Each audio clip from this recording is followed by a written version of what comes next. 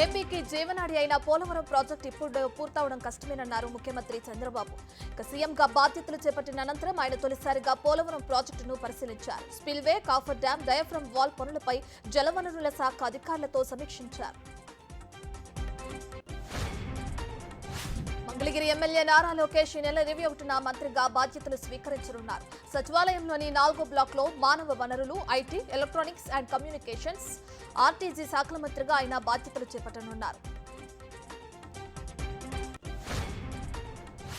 తెలంగాణలో భారీగా ఐపీఎస్ అధికారులు బదిలీలు జరిగాయి. తక్షణమే పోస్టింగులు అమల్లోకి వచ్చే విధంగా ఆదేశాలు జారీ చేస్తే తెలంగాణ ప్రభుత్వం. దీంతో మొత్తం 28 మంది ఐపీఎస్ అధికారులను స్థానచలనం కలిగింది. మాజీ సీఎం జగన్ ఇంటి దగ్గర భద్రత పెంచారు. ఓ ప్రైవేట్ ఏజెన్సీ నుంచి 30 మంది సిబ్బందిని జగన్ నియమించుకున్నారు. ప్రజలను ఇబ్బందులకు గురిచేస్తూ గత ప్రభుత్వ హయాంలో జగన్ ఇంటి పరిసరాల్లో ఆంక్షలు విధించారు. ఇప్పుడు కూటమి ప్రభుత్వం ఆంక్షలను తొలగించింది. ఈ క్రమంలో జగన్ ఇంటి దగ్గర ప్రైవేట్ ఏజెన్సీతో భద్రత పెంచారు.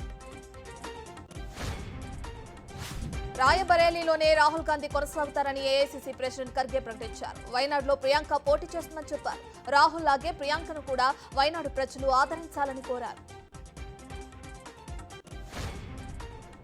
వయనాడు ప్రజలతో విడతీయలేని అనుబంధం ఉందని రాహుల్ గాంధీ అన్నారు. కష్టకాలంలో తనను వయనాడు ప్రజలు అండగా ఉన్నారని గుర్తు చేశారు. పార్టీలకు అతీతంగా అందరూ తనను ఆదరించాలని చెప్పారు. టెక్నికల్లో రాయ్బరేలీ ఎంపీగా పనిచేసిన వయనాడ్, రాయ్బరేలీ తనకు 2 కళ్లు అని రాహుల్ అన్నారు.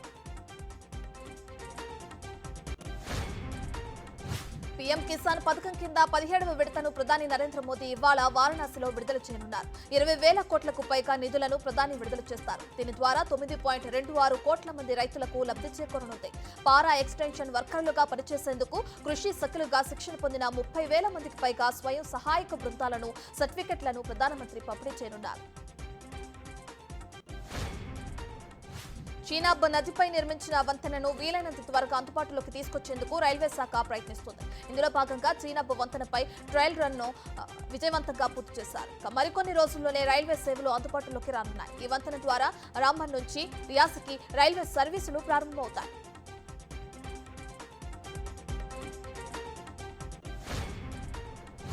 అల్లు అర్జున్ పుష్ప 2 మూవీ రిలీజ్ వాయిదా పడింది. ఆగస్టు 15న రిలీజ్ కావాల్సిన పుష్ప 2 మూవీని చిత్ర యూనిట్ పోస్ట్ పోన్ చేసింది. కొత్త రిలీజ్ డేట్ ను మేకర్స్ అనౌన్స్ చేశారు. డిసెంబర్ 6న ప్రపంచవ్యాప్తంగా రిలీజ్ చేస్తున్నట్లు చిత్ర నిర్మాతలు తెలిపారు. కొంత shoot, post production work pending ఉన్నందున రిలీజ్ వాయిదా వేస్తున్నట్లు పేర్కొన్నారు.